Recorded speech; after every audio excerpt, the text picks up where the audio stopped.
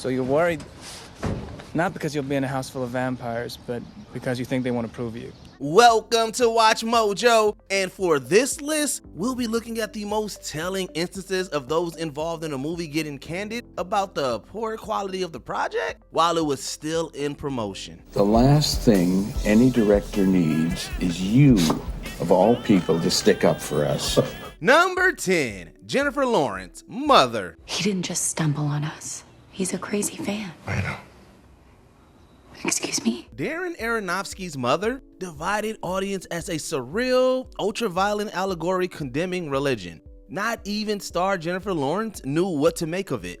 In an interview with Variety following the film's premiere, she voiced appreciation for its confrontational nature. She still admitted that her first reaction was, "We took it too far." But I think we definitely went really, really intense. Too far. We went too far. Well, we always go a little too far sometimes. As reviews came out, Lawrence became honest about her frustration with the movie, whose hectic production left her with lasting injuries. She also voiced her confusion about the narrative, saying that she still didn't totally understand it after it premiered. Critics at least agree that Lawrence's hardship paid off for a stellar performance. They're gone. Come, let's go to bed. You don't need to do that. Do what? Clean up their mess? Number 9, Jim Carrey, Kick Ass 2. Dude, how badass is Colonel Stars at Stripes? Yeah, I still can't believe he's an ex-mob enforcer. Despite being one of Hollywood's most outrageous comedic actors, Jim Carrey is often outspoken about serious issues. He opted for silence about Kick Ass 2, in which he plays brutal vigilante Colonel Stars and Stripes. Okay, well, when I found you guys online, you were all swapping these awesome origin stories. I mean, Colonel, you're ex-mafia, for Christ's sake. Yo, don't take the Lord's name in vain. Carrey tweeted that he would not be participating in the movie's press tour after the Sandy Hook school shooting. He just couldn't bring himself to promote such violent media so close to the tragedy. His colleagues were not completely in agreement, assuring audiences that the film itself condemned violence. However, Kick Ass 2 eventually received negative reviews for lacking the first film's character and racking up the gory action. Carrey may not have said anything about the quality, but his infamous content warning still resonated with critics. Tonight, you die. Ladies first. Number 8, Matthew Good, Leap Year. You fried my blackberry. You fried the whole village, Egypt. Critics didn't exactly leap for the cloying rom-com Leap Year. British moviegoers knew what to expect when the film hit cinemas a month after its American release. And that was probably because Matthew Good reminded them in an interview for The Telegraph. The actor admitted that he knew the project was doomed from the script. Have a little faith that it'll all work out. He took it mostly because of the location, which made it easy to return home to his wife Sophie Dim-Muck and then newborn. Good was glad for the paycheck and fun filming experience, but predicted that many would name Leap Year one of the worst movies of 2010. Even though it came out at the beginning of the year, that proved to be his best bet. Ah, is it yourself, Louis? Can I give you a hand getting into the car, Louis?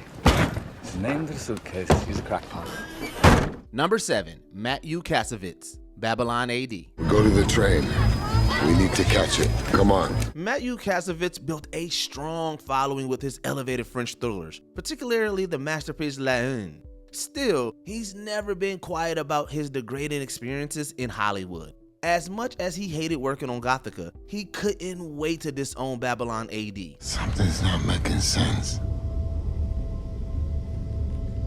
How could you know how to operate a 30-year-old Russian sub? In an interview just before its release, he ranted about production issues and constant studio interference. His sci-fi passion project was reduced to what he says is pure violence and stupidity, with political themes amounting to a bad episode of 24. Audiences agreed. Babylon AD opened to disastrous reviews and disappointing revenue. Kasovitz may have redeemed himself in France with the acclaimed Rebellion, but he's burned plenty of bridges in Hollywood, and that might be the way he likes it. This is your new life. Clean credit. John Doe. Number 6, Paul Schrader, Dying of the Light. Evan, where are you? Evan, where are you? Diamond Tuesdays. You're for Ruby Tuesdays? Yes, I'm at Ruby Tuesdays. That's what I just said. Paul Schrader's incredibly prolific career hit a rut in the 2010s.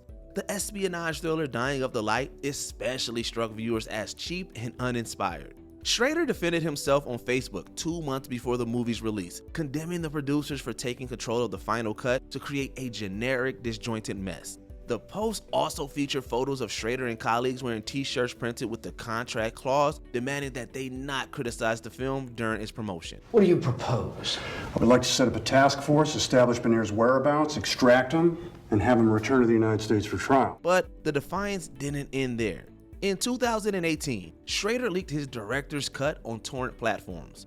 While the retitled Dark didn't get glowing reviews, it's considered sharply superior to Dying of the Light. Schrader has since regained renown throughout independent studios that actually respect his artistry. Everybody figured he was dead.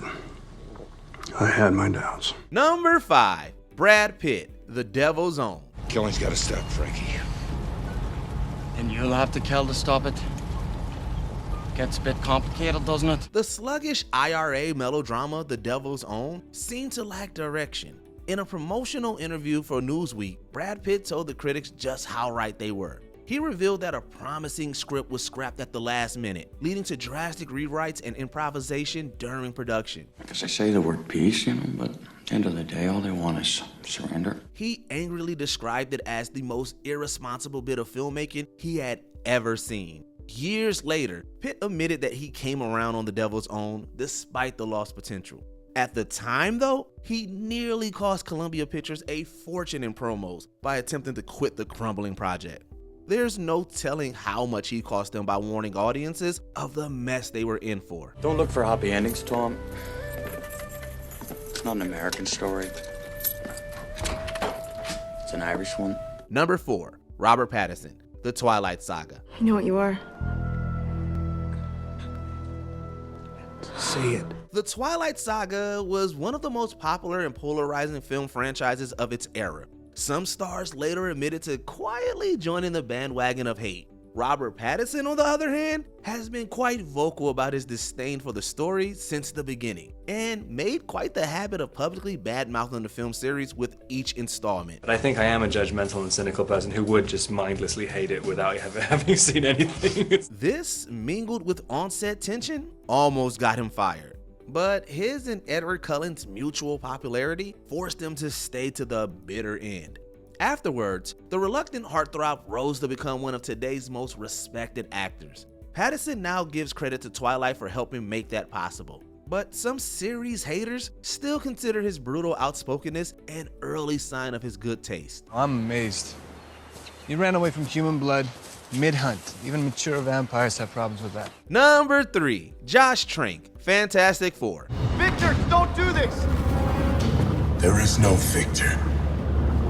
There is only doom. After 2 less than fantastic movies, Fantastic Four fans were rooting for the 2015 reboot.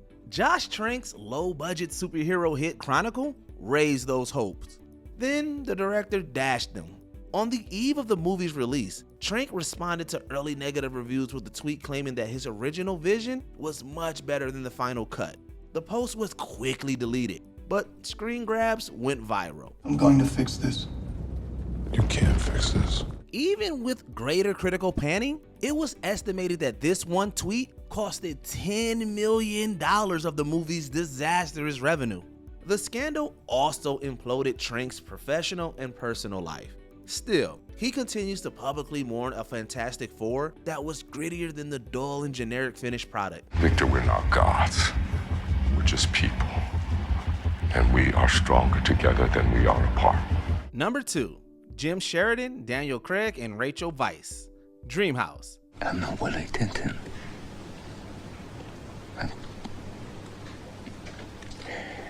I'm Peter Ward. Daniel Craig and Rachel Weisz certainly got along on the set of Dreamhouse. Director Jim Sheridan, however, was reported to be in constant conflict with producer James Robinson. The final straw came when the studio put out a trailer that gave away the movie's big twist. That's the name you gave yourself. W11L becomes Will. The numbers 8, 10, 10 become Eatonton. This supposedly prompted Sheridan's unsuccessful push to have his name removed from the credits. The then newlywed Craig and Vice were themselves so disappointed with the final cut that they refrained from promoting it in solidarity with the director who brought them together. The extent of this behind-the-scenes drama wasn't made public until after Dreamhouse came out. But with the lack of press beforehand, it's no surprise that the horror dud bombed with critics and at the box office. I knew that this wasn't gonna last. What? This! There's something wrong with this house.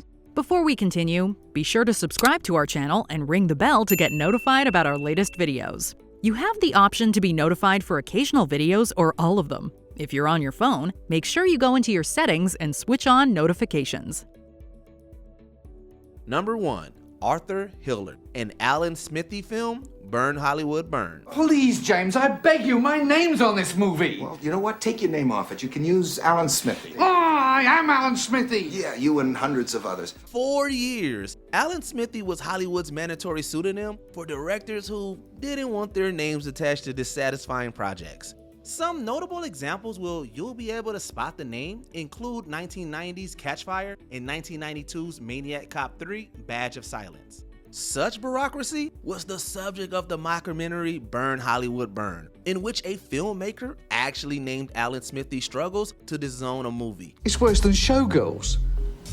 It's worse than Showgirls? His name appearing in the credits wasn't part of the joke. Director Arthur Hiller hated the movie so much that he himself took the alias. Sure enough, Burn Hollywood Burn would go down as one of the worst comedy films ever made, with its failure inspiring the Directors Guild of America to retire the Smithy pseudonym. Kiefer Sutherland's Woman Wanted was the last film to receive the dubious honor. I told my dad to bugger off and he replied, "Poor choice of words, Em, in the circumstance." What are your favorite awkward moments of honesty about an actor or filmmaker's work? Open up in the comments down below. Can we help you with your movie, Alan? We could be mates. Would you like to be assistant directors? Absolutely. Did you enjoy this video? Check out these other clips from WatchMojo, and be sure to subscribe and ring the bell to be notified about our latest videos.